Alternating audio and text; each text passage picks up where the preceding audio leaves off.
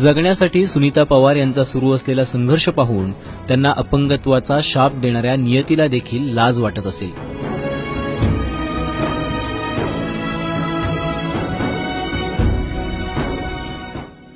नियतीनं सुनीता यांचे हात हिरावले, मात्र त्यांच्या लढवय्या वृत्तीला नमवणं कदापि शक्य नाही।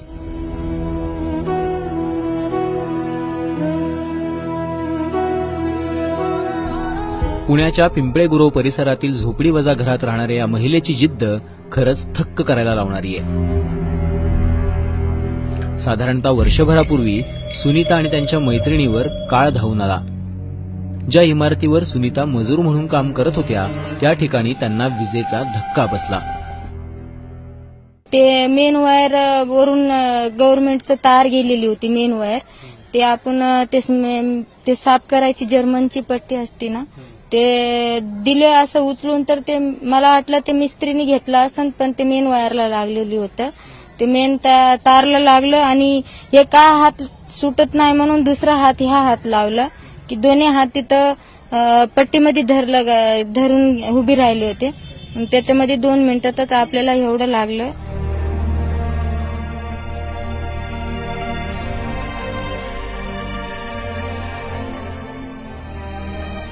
विजेच्या धक्क्यामुळे सुनीता यांचे हात कोपरापर्यंत जळाले। उपचारादरम्यान डॉक्टरांना हात कापावे लागले।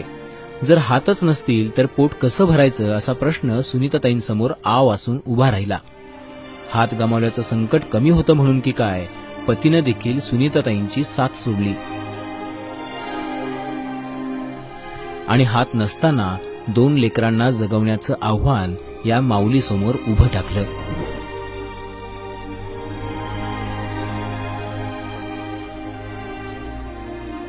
वर्षानंतर मी माझ्या बाळाला घेऊन मी तिथे गेले होते। म्हणलं की सर तुमच्या कामावर मला असं झालेलं आहे, पण आता काय तुमच्याकडून जर काय मिळू शकते का? त्यांनी म्हणलं की काहीच नाही मिळू शकते, कारण की तुमचं मेन वायरचं ते गव्हर्नमेंटचं असते, आमचं नाही असतं, म्हणून त्यांनी काहीच भरपाई नाही दिलेले।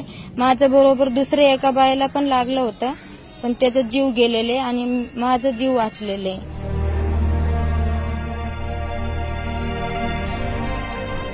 सगळं दुःख बासनात गुंडाळून सुनीता यांची लेकरांना जगवण्यासाठी धडपड सुरू आहे। आता दुसरीकडे माझ्याकडून जेवढं काम होतं तेवढं मी करू शकतो, माझ्याकडून जमलं ते काम मी करू शकते।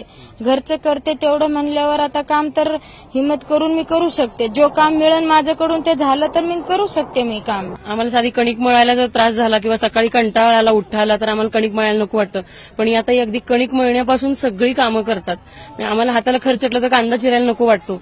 त्यामुळे एक स्त्री म्हणून मलाही असं वाटतं की यांच्या बाबतीत जरूर सगळ्यांनी विचार करायला पाहिजे आणि मदतीसाठी पुढे यायला पाहिजे। त्या बाईचे स्वतःचे हात नसताना ती स्वतःचं करते, स्वतःच्या मुलांच्या घरातल्या सगळी जबाबदारी सांभाळते।